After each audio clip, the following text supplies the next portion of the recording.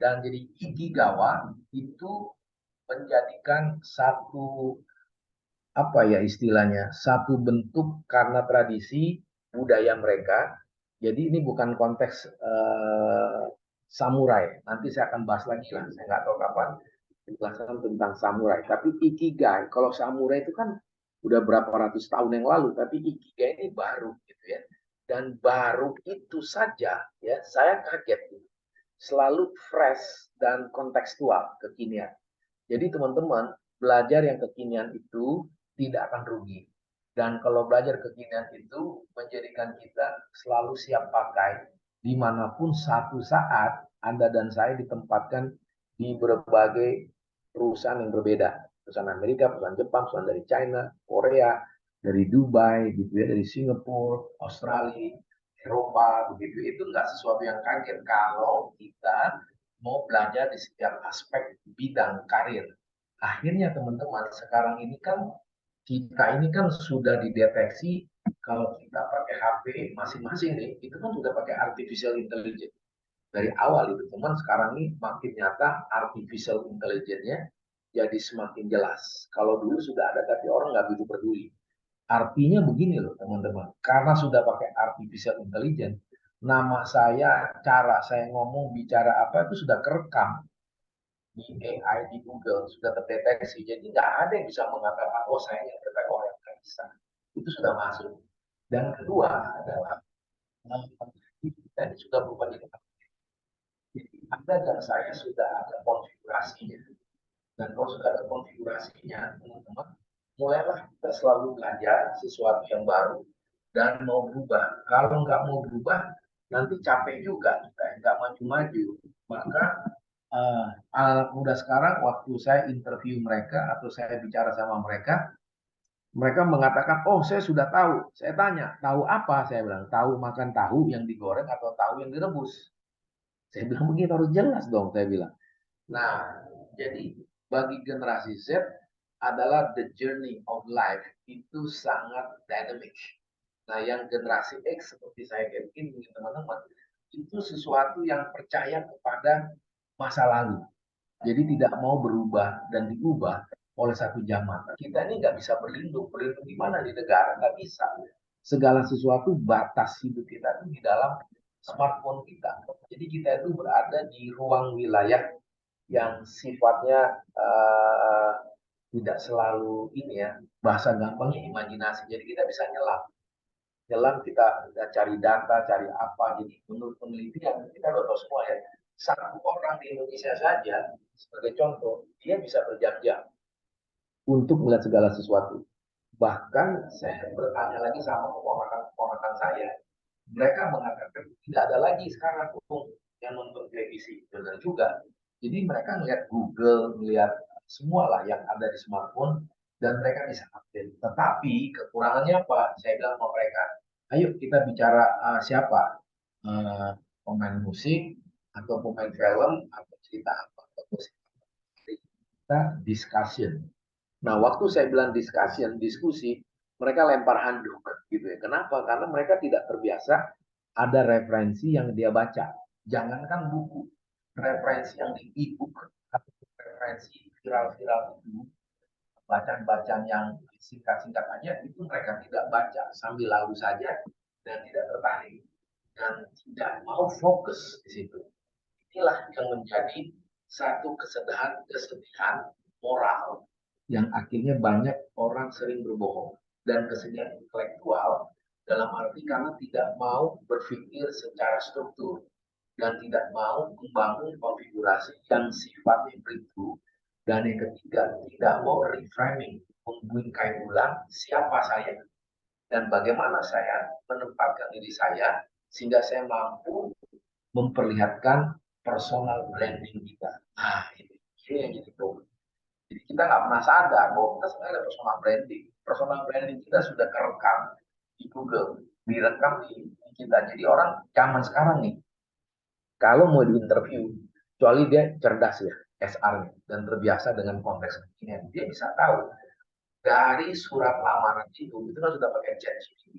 Kelihatan sekali copy paste. Akhirnya yang bertanya itu harus lebih cerdas dari ChatGPT, harus lebih memahami satu konteks perubahan. Kenapa? Karena dia melihat realita yang nyata. Artinya, kalau artificial intelligence ataupun ChatGPT itu kan sudah masuk dalam ranah atau komposisi yang sudah terfilter dan terekam dan sudah dibingkai begitu sempurna, dan akhirnya kita sebagai manusia seringkali tidak sadar ini benar atau tidak. Jadi consciousness-nya itu melemah. Tapi sebenarnya AI itu pun juga ada batasan. Dia tidak ada rasa sensibilitasnya dan tidak bisa membaca perubahan itu di dalam pemaparan pengukuran dia. Nah sekarang nih bocoran-bocoran yang saya mau kasih tahu akan menjadi satu setting 10-20 tahun yang akan datang. AI itu kan nanti semuanya robot. Kalau sudah robot, deep learning, mesin, semuanya tersetting. Khawatirnya 10-20 tahun yang akan datang akan ada peperangan nih antara kita sebagai manusia dengan robot itu. Memang kita mengatakan, wah kita hebat, kita bisa buat betul. Jangan lupa, di sini settingannya banyak. Gitu ya. Jadi bisa punya. Nah ini teman-teman kita harus mulai sadar. Yang saya secara pribadi mengkhawatirkan adalah generasi Alpha dan generasi Z. Saya sudah bahas generasi Alpha, teman-teman bisa lihat nanti di YouTube saya di posisi strategi.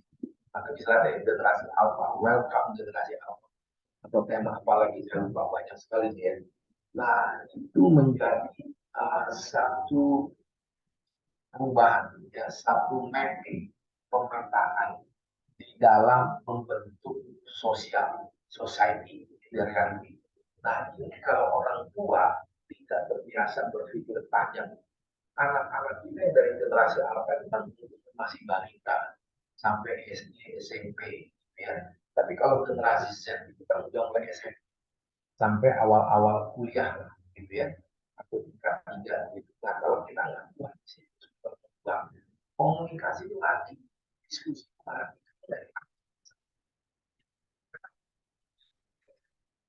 Jadi kalau teman-teman lihat viral-viral saya kan di Instagram di mana gitu, dari Harvard, selalu dari Harvard dari mana itu, apa begitu ya, TED Talks, TED Talks begitu ya, dan sejenisnya itu sering nampil anak-anak balita.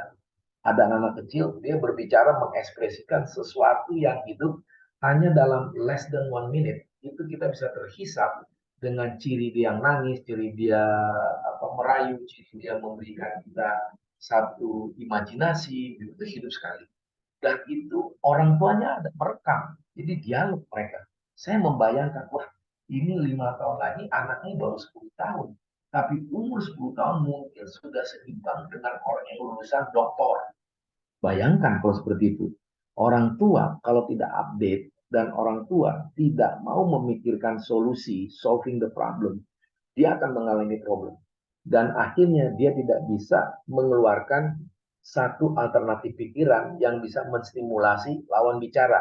Lawan bicara di sini maksud saya bukan hanya bos atau kolega, justru anak kita. Nah, anak kita kalau sudah menjadi lawan bicara yang tidak seimbang, akan menjadi kelebihan dan juga kelelahan rohani kita di agama kita masing-masing. Dan akhirnya nih, kalau saya bisa ini salah ya, khawatirnya 5, 10 atau 20 tahun yang akan datang, gereja, masjid, vihara kosong itu. Kenapa? Karena anak-anak itu pada 10 atau 5 tahun yang akan datang, 10 tahun yang akan datang, dia nggak butuh, dia nggak cari di mana masjid saya, di mana lokasi gereja saya, nggak ada lagi nanti. Kenapa? Karena mereka sudah membuat satu narasi, satu storytelling according them, menurut mereka, dan mereka sadar tidak ada lagi benar atau salah. Tapi yang penting konektivitas diri dengan situasi yang ada, lalu konektivitas dari apa yang dia dengar, dia baca, yang dia lihat di Google dan seterusnya. Jadi semuanya ini menjadi drama hidup yang sangat mengagetkan. Maka Ikigai menjadi satu comparative advantage, menjadi satu perbandingan yang terbaik untuk mau membaca perubahan. Sampai saat ini bisa saja saya salah. Ternyata memang kita orang Indonesia tuh nggak suka baca. Saya tadi cerita sama istri saya dan sama anak saya baru liburan dari Amerika. Saya mengatakan begini, kalau yang generasi papamu, mamamu, orang itu udah nggak mau belajar. Syukur-syukur, syukur alhamdulillah, puji Tuhan, syek gitu ya. Gue dapat nih 20 juta satu bulan ini, bulan depan 5 juta, bulan depan lagi 100 juta, hanya di situ saja. Tapi tidak mau berpikir satu hal yang beda, ya. Nah, anak-anak sekarang dia sudah memikirkan bagaimana menjaga realita itu bisa bertahan sekian puluh tahun.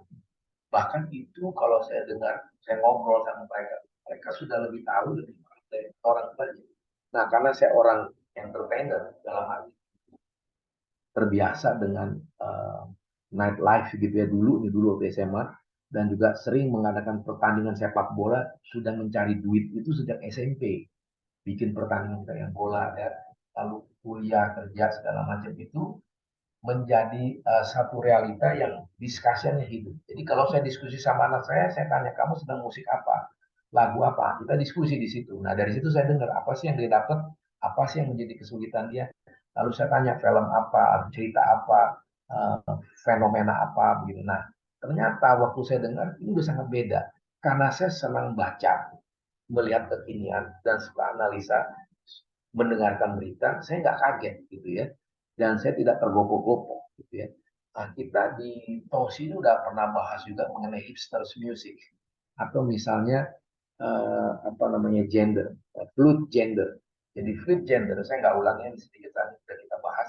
Fluid gender itu wajahnya wanita, ngomongnya wanita, caranya pakai wanita, tapi kalau ditanya apa yang menjadi ini kamu, udah jelas dia perempuan, namanya Maria gitu atau Siska gitu ya. Dia mengatakan, oh iya, gender saya bukan perempuan, gender apa? Oh saya nggak ada gender, fluid gender bisa laki bisa perempuan dan itu ternyata kalau ini benar menurut seorang dokter yang mengadakan diundang di sekolah-sekolah katanya ini masih katanya itu sudah hampir ada 1000-an lebih fluid gender jadi tidak laki tidak perempuan wajahnya perempuan atau wajahnya laki semuanya perempuan laki benar bukannya beda ini memang fluid gender jadi mereka tidak merasa saya laki saya perempuan nah ini di dalam ikigai akan menjadi kesulitan di dalam karir dan bisnis kita. Nah sekarang kita lihat slide yang pertama. Ya. Dari yang slide yang pertama di sini kita kena ini, ya. Bagaimana kita bisa review itu about yourself. Ya. Jadi segala sesuatu itu harus membicarakan, memikirkan yang namanya pribadi kita sendiri. Nah penemunya ini adalah Akiro Hasegawa dia seorang psikolog klinis. Kita bisa tahu psikolog klinis ya. Dan profesor di Tokyo SY University. Ini salah satu universitas psikologi yang terkenal top di Jepang. Kalau Tokyo University lebih meluas seperti UI gitu ya, tapi kita banyak bisnisnya. Tapi kalau ini di Tokyo SY University banyak fokus di psikologi. Jadi orang Jepang ini sangat detail dan dia meneliti dan menemukan. Jadi dia dari teman-teman inilah dia mengatakan bagaimana bisa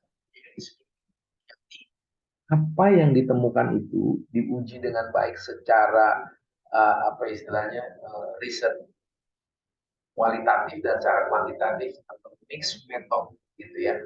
Jadi bisa dilihat secara kualitatif pemaparannya logika alasannya seperti apa dan juga ada secara kuantitatif secara statistik atau di mix method. Nah, Akiro Asegawa dia bersifat uraian dari risetnya itu adalah mix method. Sehingga di sini semua yang ada di sini 80% pikiran saya, gitu ya. Karena saya waktu baca, lalu saya bandingkan di dalam journey, my story, life story, career path, dan pernah setahun lebih di perusahaan Jepang yang besar sebagai marketing director. Jadi saya memahami bagaimana orang Jepang dan bagaimana orang Indonesia ada konflik batin. Bukan konflik batin sifatnya sarkastis gitu ya, tapi dalam arti tidak siap ada perubahan. Nah, jadi dari bagian ini kita melihat dari sini dulu ya.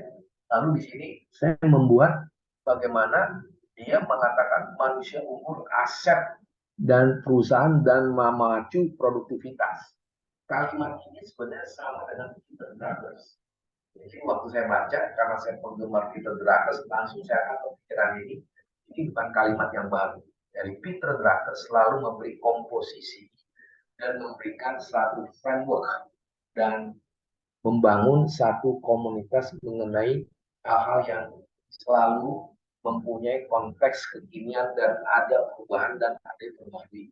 Nah, jadi dia mengatakan bahwa yang namanya manusia unggul ini kan kita sering Indonesia katakan manusia unggul itu aset satu bangsa untuk memacu produktivitas. Saya tidak secara makro di dalam bangsa, tapi secara mikro di mana kita bekerja. Nah, kalau kita ada bekerja, yang namanya manusia itu susah. Selalu saya mengatakan pergilah masuk di dalam pola talent pool. Jadi human capital itu lebih advance dari human resource. Nah, human capital, orang-orang itu harus paham marketing, harus paham finance, harus paham production, harus paham sales, harus paham strategic management, harus paham stock management, dan sejenisnya. Kenapa? Wah, susah dong jadi human capital. Oh iya, susah. Karena human capital itu the right hand dari the owners. Karena mereka akan menjadi satu, apa istilahnya, advisor indirect gitu ya, dan selalu menjadi komparasi perbandingan dan menjadi pemikiran. Maka di sini saya mengatakan manusia unggul asal perusahaan mampu memacu produktivitas. Saya beberapa kali mengisi di TikTok, ini saya share sedikit ya. TikTok membahas respon mengenai sekolah yang ada di Pondok Cina di Depok digeser mau dibangun satu masjid.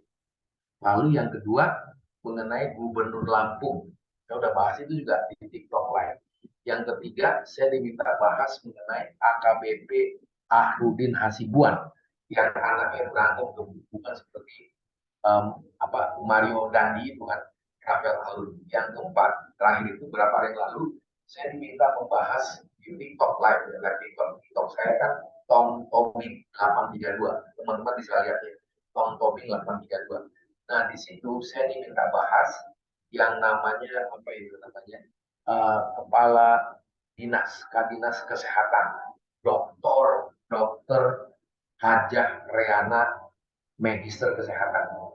Nah, bagaimana respon saya? Wah, rame sekali, ada puluhan ribu yang ada di situ respons, dan di situ mereka sangat syukur alhamdulillah. Saya tidak menjustifikasi, tapi saya membingkai finding itu dengan temuan. Ternyata setelah saya sudah selesai, saya bersiapin ini, wah, gue mirip sekali dengan Ikigai.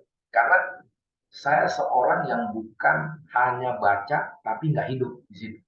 Nah, itu pengamat namanya gitu. Tapi kalau Ikigai, kita menjalani. Jadi dari situ saya mengatakan manusia unggul itu, saya nggak tahu nih, Presiden Jokowi ini juga berat susah. Nah, dia orang unggul, dia hebat. Nah, saya nggak tahu nanti Pak Ganjar gimana ya. Bersyukur ada juga nama aku, dia harus nanti menyempurnakan manusia unggul di dalam konteks pemerintah, tidak hanya di perusahaan. Sekarang ini kan lebih banyak kayak kasusnya siapa? Kayak di Minahasa. Dia tadi hukuman mati jadi apa istilahnya hukuman seumur hidup, dan si Linda itu ditetapkan 17 tahun di penjara. Satu lagi siapa tuh jadi Kapolres yang di Padang, etc. Gitu. Itu juga adalah satu tuntutan yang tinggi. Tetapi sebagai pemimpin yang terpilih tidak terlalu tinggi. Nah, ini banyak sekali setting yang ada. Saya berpikir secara pribadi, wah, ini kalau menerapkan ikigai bertahun-tahun karena nggak ada manusia umum dihabisi oleh yang biasa saja, gitu ya. Maka salah satu contoh nih teman-teman, sederhana saya mengatakan ini ada ujian yang banyak. Saya mengatakan seorang dokter harga di posisi naik enggak dipindahkan tidak, yang paling parah nggak pernah jadi pembicara sebagai seorang ahli kesehatan, dokter ya. Nggak ada namanya gitu. Apa ini? Yang kedua, saya mengatakan inilah cara manusia unggul konteks ikigai.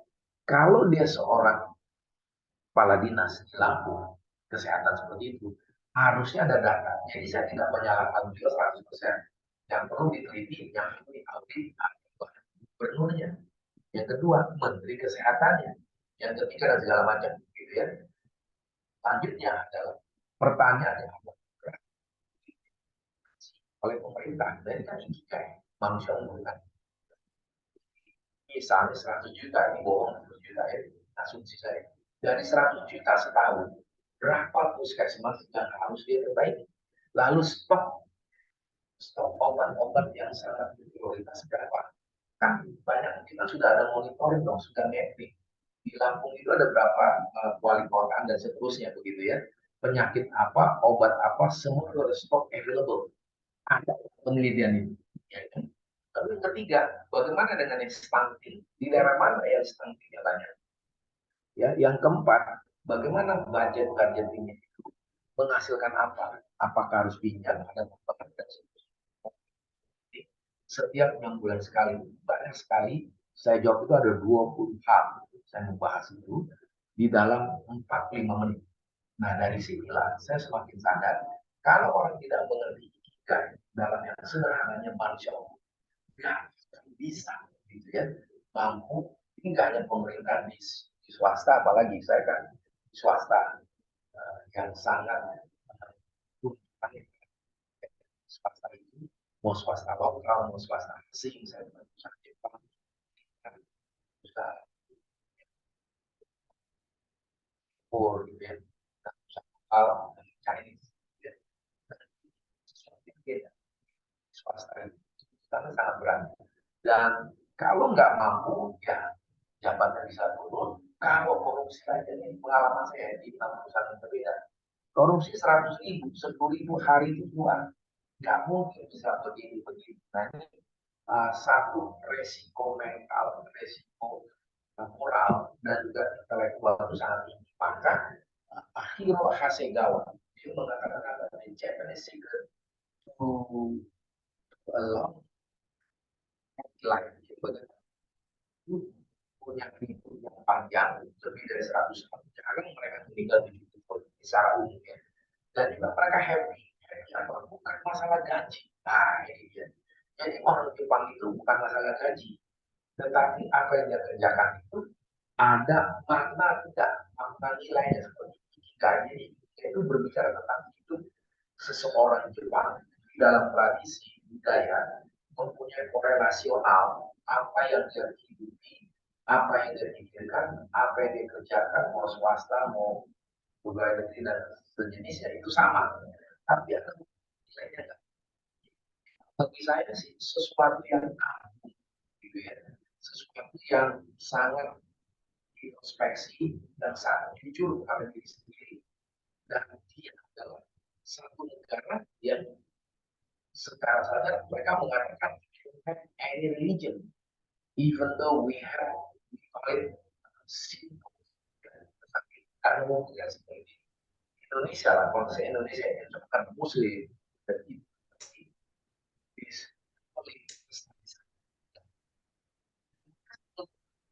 saya sama bos saya juga, hey, why we never had religion? Why we always produce number one in the global world? Kenapa kita selalu merasa terbaik? Because Japanese people knows know about what is life itself, meaning about the life itself, and the carry life respectively, one by one. Jadi dia ingin mengatakan ikigai, bagaimana nilai itu bermuara masuk ke dalam jiwa seseorang dan merubah konsep cara berpikir hidup itu dengan nilai ada arti menghasilkan segala sesuatu terbaik. Jadi maka tidak heran orang Jepang itu nggak pernah tiong-tiong, nggak pernah santai. Orang Jepang itu kerja keras persis seperti orang Cina. Tapi Jepang itu lebih filosofis. Kalau orang Cina, saya juga banyak hidup sama orang Cina juga di dalam kerja dalam pergaulan beda. Gitu. Kalau orang Cina lebih mementingkan satu hasrat tim yang ada dan membawa satu negara yang lain. Kerja keras mereka, tapi mereka berbeda jauh dengan orang Jepang. Orang Jepang itu memikirkan hidupnya bisa panjang dan happy. Tapi kalau orang Cina akan menyampaikan berapa yang dihasilkan setiap detik, setiap menit, setiap jam di dalam satu hari. Ah, ini orang Cina. Maksudnya Cina di Beijing, di Shanghai, gitu ya. Kami sudah ke sana berkali. Beda dengan orang Jepang. Jadi orang Jepang bukan berpikir berapa yang gua hasilkan. Maka waktu di Beijing University saya mengatakan, waktu presentasi singkat setengah jam itu, saya mengatakan bule itu time is money. Waktu adalah uang. But you, the Chinese people, I know, hopefully is right. But if you don't agree, it's okay. We discuss it. What is time according you? According me, try to analyze. For the Chinese people, time is not money, but you time is produce money. Jadi beda. Produce jadi waktu adalah menghasilkan segala sesuatu korelasinya dengan nilai uang objek. Tapi kalau boleh, time is money adalah korelasinya kepada subjek, kepada diri sendiri, bukan materi. Nah, beda nih sama Cina, gitu ya. Time is produce money always, starting from wake up every in the morning. Jadi, setiap dia bangun pagi, orang Cina berpikir, gue mau kerja apa, menghasilkan apa, dan gue mau pulang berapa banyak. Kalau orang Jepang enggak, gue bangun, gue kerjakan, gue harus mengerjakan sebanyak mungkin, seteliti mungkin, dan tidak boleh bocor. Nah, inilah teman-teman, pengalaman saya di perusahaan Jepang lebih dari 1 tahun, full stressing luar biasa. Dan desakan itu luar biasa, harus teliti, harus perfect, harus kerja keras, dan tidak boleh salah. Dan harus banyak mengerjakan. Lebih lagi, lebih lagi, lebih lagi. Dan ada sesuatu yang disebut di sini, karena di Japanese, secret to a long and happy life. Dia memiliki mindset dan progresivitas. Nah, itu orang Jepang. Jadi mindsetnya itu luas, ya, lebar, dan selalu progresif. Ini tidak mau diam. Jadi selalu progresif, progresif, dan kerjanya. Jadi kalau dia kerja itu habis-habisan. Jadi kalau malam dia dugem, dunia gemerlap, dia mabuk, sakai atau makan enak, makan dia suka sekali Jepangnya. Itu dari situ ada satu vitamin. Nah, dalam yang selanjutnya ini adalah ya itu kan seperti saya tadi bilang kan kehidupan yang mereka jalani harus punya makna. Beda dengan orang Cina fokus money. Tapi kalau bagi mereka hidup itu harus kaitannya sangat urgent. Apa yang dikerjakan, apa yang dipikirkan, apa yang menjadi trouble making, apa segala sesuatu difficulties, you should aware what is the values number behind in your mind. Nah, itu orang Jepang. Jadi ikigai ini saya mengatakan how you rejuvenate subconscious ideas crossroads inside. Jadi artinya apa? Dia ingin membuat rejuvenate segala sesuatu lebih dinamis, alam bawah sadar itu menjadi sesuatu yang bukan dimimpikan. Nah, ini beda lagi dengan yang teman-teman tahu yang namanya healing. Nah, tapi healing itu dalam konteks orang India, tapi konteks Hindu dan dengan Hindu Bali beda. Hindu Bali itu lebih bijaksana, lebih telaten, lebih submitted whole life-nya, whole things-nya, whole souls-nya itu kepada alam, menyatu dengan alam. Itu namanya subconscious. Alam bawah sadar itu menyatu dengan apa yang sudah dicipta oleh Tuhan.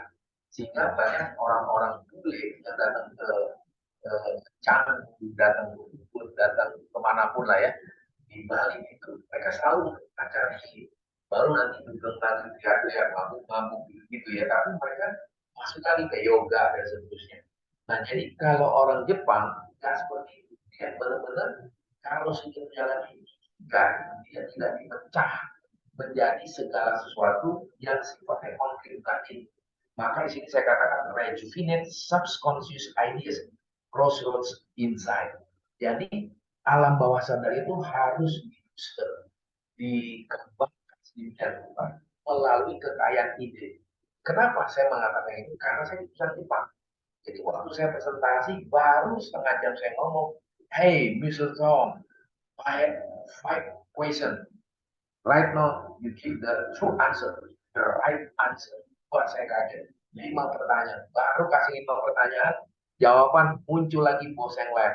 Please, Mr. Tom, I think your answer is totally wrong. Even though you have 10% we never thinking related to Indonesian context. But now, please give again your answer. Honestly, dia katakan, wah, saya bilang Jepang ini memang saya keras dengan rupa, keras dengan rupa, harus teliti, kerja keras, dan punya hati bertanggung jawab kepada owner, kepada pimpinan. Apa yang diperintahkan oleh pimpinan itu dilihat semacam apa ya istilahnya, produktivitas kita orang yang taat kepada pimpinan dan filsafat Jepang di dalam apa yang digarisbawahi. Nah, selanjutnya saya ada satu slide lagi. Jadi memiliki mindset produktivitas dan rejuvenate subconscious dan ideas dan crossroads insight itu, saya mengatakan sini ada istilah ganbate. Wah, ini keren. Ganbate. Ya, jadi ganbate itu kita harus tangguh dan pantang menyerah. Itu Jepang. Jepang itu nggak pernah menyerah. Jepang itu haram kalau mundur. Maka kan ada hara kiri. Langsung aja selesai, habis gitu ya. Ganbate. Jadi dia tangguh dan pantang menyerah dan tidak boleh memikirkan cari kesalahan yang lain. Mereka kerja sedemikian kuat, masih bisa berpikir. Dan dia bermain perempuan juga luar biasa. Jadi orang Jepang habis kerja keras sama tim di kantor kita, seperti saya ingat waktu itu ya, ngajak makanan Jepang. Saya suka makanan Jepang, makanya selalu praktik makanan Jepang yang mahal itu kan di mana di Hotel Mulia sama di mana itu ya, di hotel apa? Nah, itu jadi mereka selalu yang terbaik yang mahal, gitu ya. Dan mereka setelah itu mengajak kita untuk hubungan dengan wanita di kamar masing-masing. Ya, saya tidak begitu ya. Dan dia mengatakan apa? Setelah pakai wanita ini saya bocor gitu ya. Sampai jam 4 pagi, wanita itu sudah pulang. Dan saya kaget luar biasa, kantor itu masuk setengah 5. Saya dapat masuk sebagai direktur. Bukan gitu ya. Tetapi waktu saya datang jam 8, ternyata si bos ini, si Jepang ini udah teriak, hey, Mr. Song, why you come late? Wah, saya kaget. Now, still 8 a.m. Yes, 7 a.m.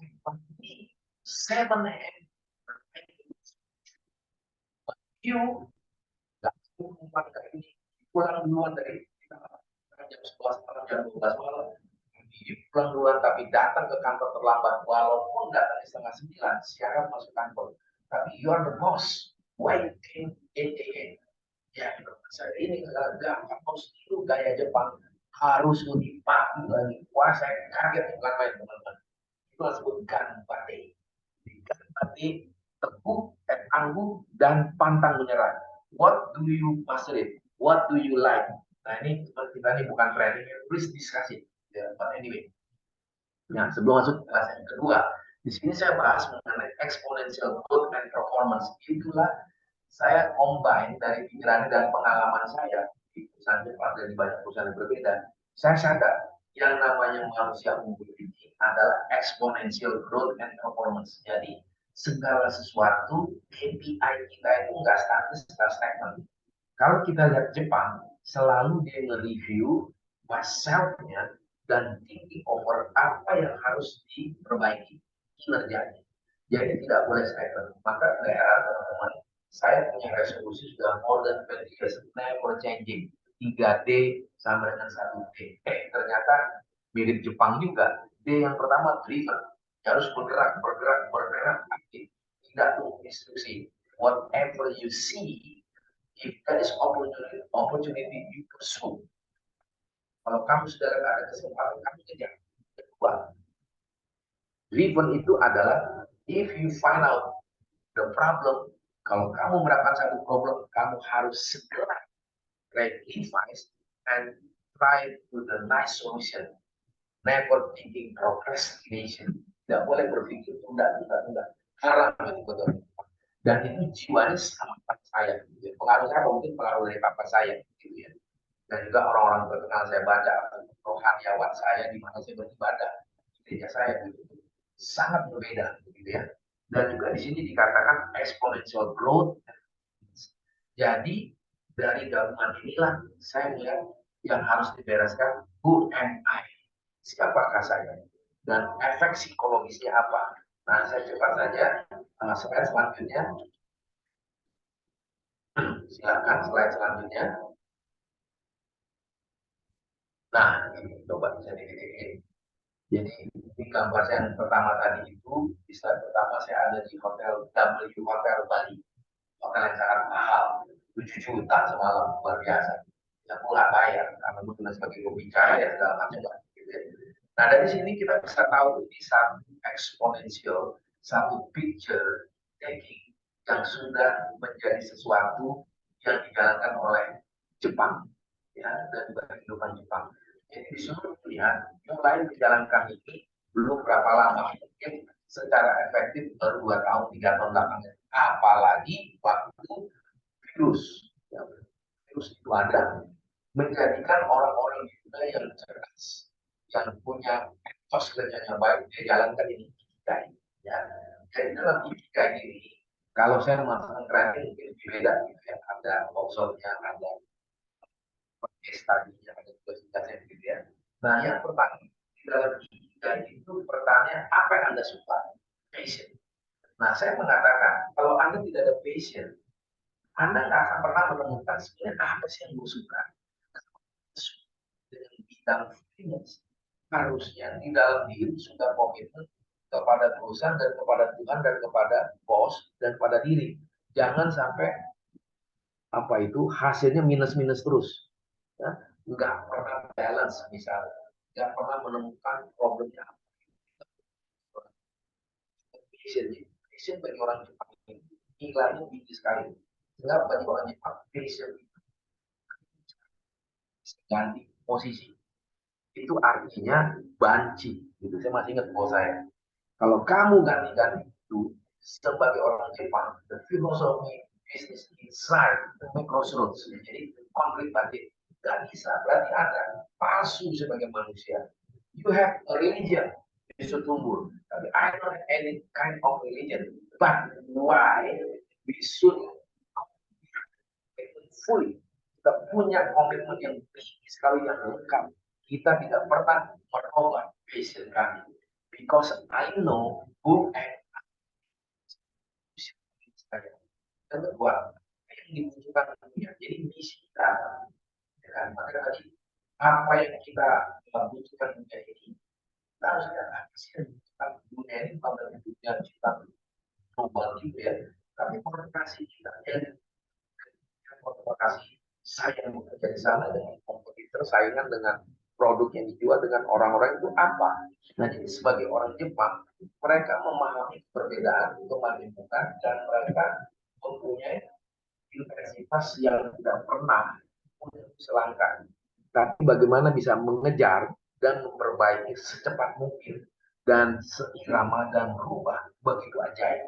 Kalau sepak bola itu mirip dengan kota football, gitu ya, gaya Belanda main bola dulu tahun 1970 dan 88, jadi gerak cepat tidak tidur itu menjadi satu defending size of room pertahanan yang hidup dari satu korporasi, contoh sederhana gitu ya.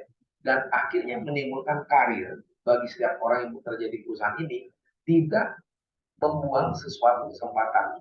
Jadi kerja sedemikian rupa, maka teman-teman lihat, waktu saya dipanggil menjadi seorang pembicara di Astra Internasional, membahas tentang etos kerja. Presiden Directors Toyota Internasional itu datang dari Jepang, dan dia ingin lihat who is Tunggul Tobi. Saya tahun berapa itu? 2014 sudah di Manado.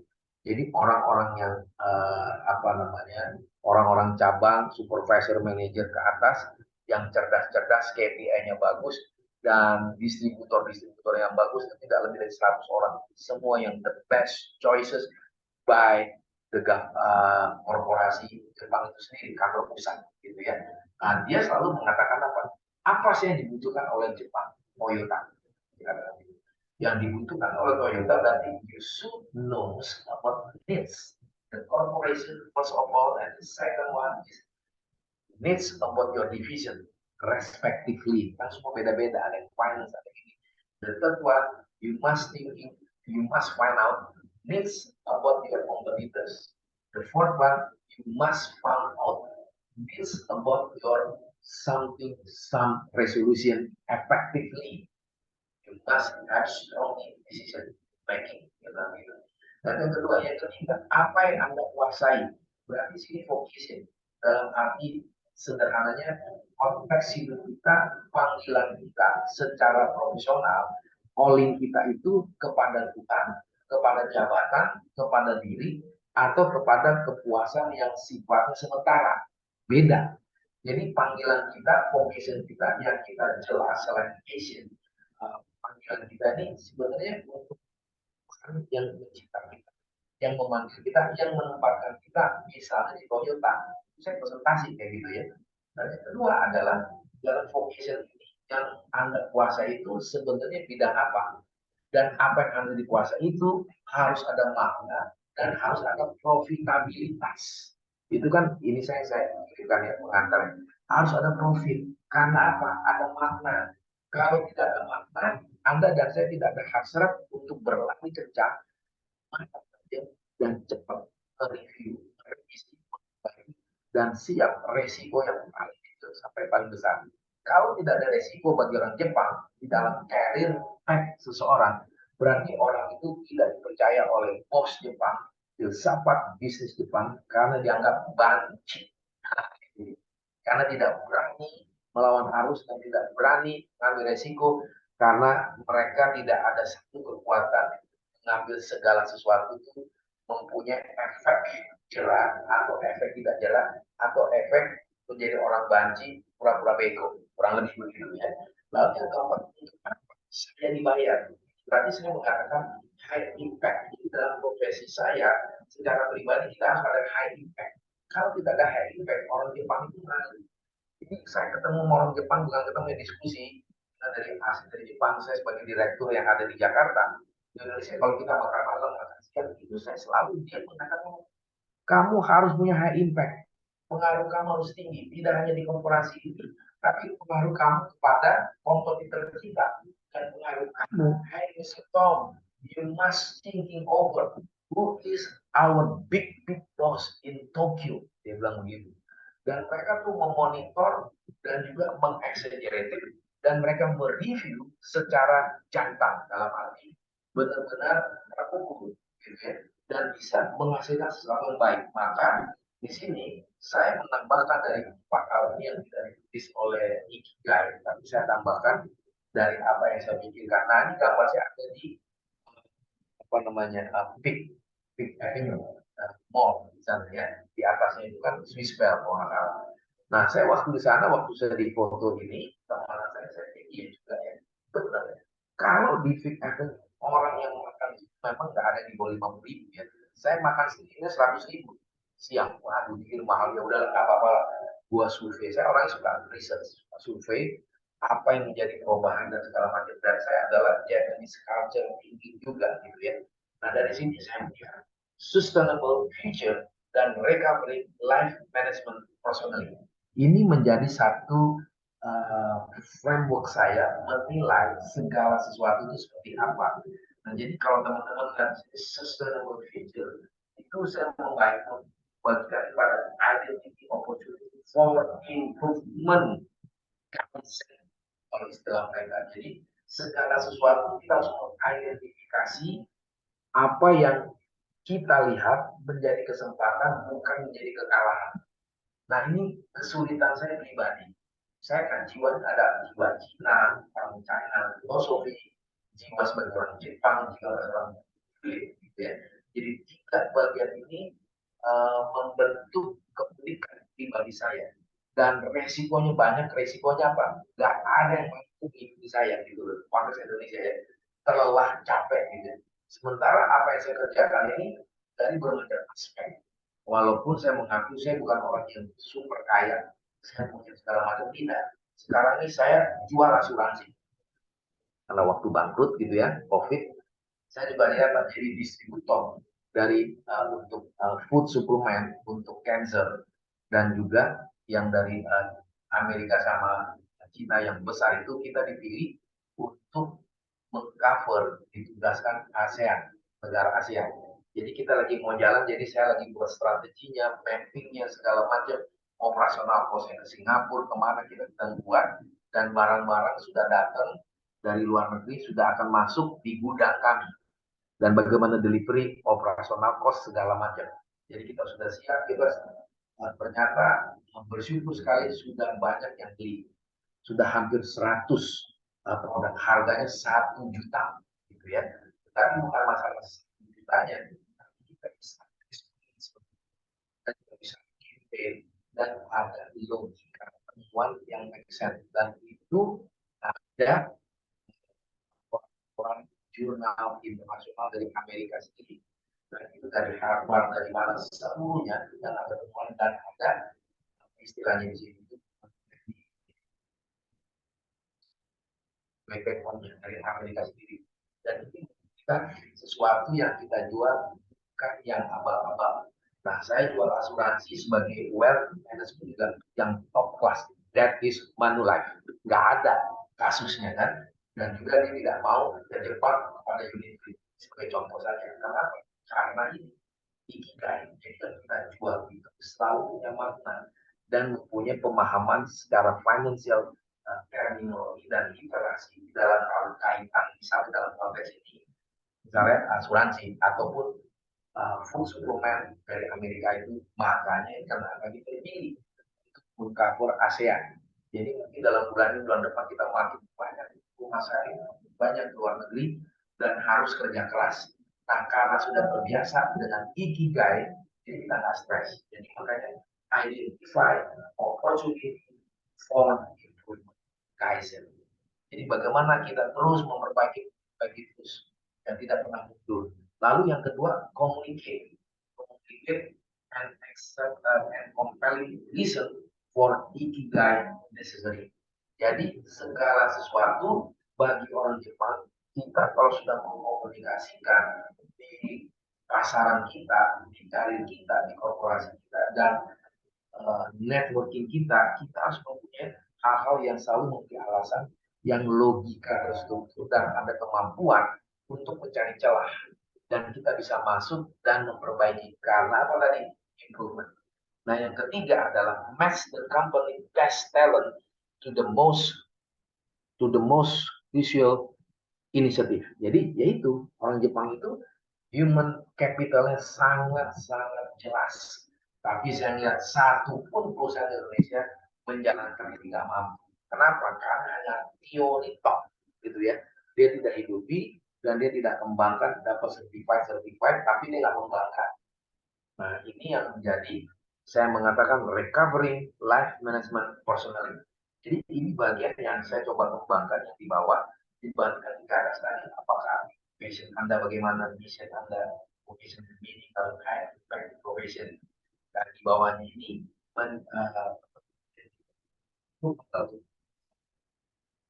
indicate gitu, is for ikigai bisnisnya, jadi nggak bisa ganti gitu ya, harus dihidupi dan dibuktikan itu performs, berhasil gitu ya, dan match the company best talent. Jadi itu saya mengatakan talent pool. Jadi talent pool sampai sekarang ada bisa jalani. Kenapa?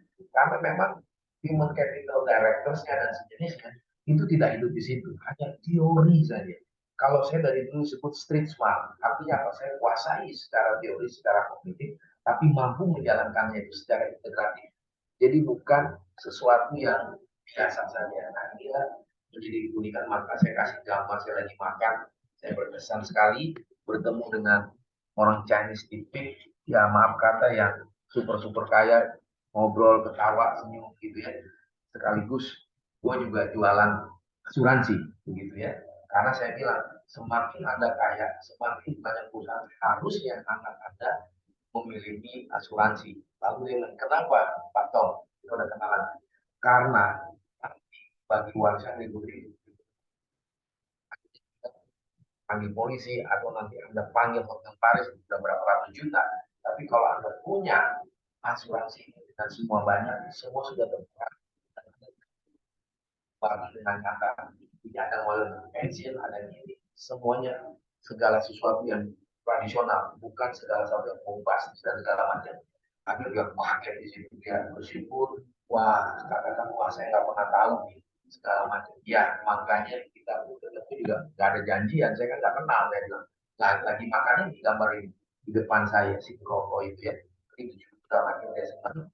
dia akan beli segala macam saya tahu tempat itu. Nah jadi teman-teman investasi tahu share ini mengenai ikigai, semoga ada pertanyaan bisa menjadi inspirasi kita yang awal. Terima kasih. Siapa yang mau bertanya dipersilakan.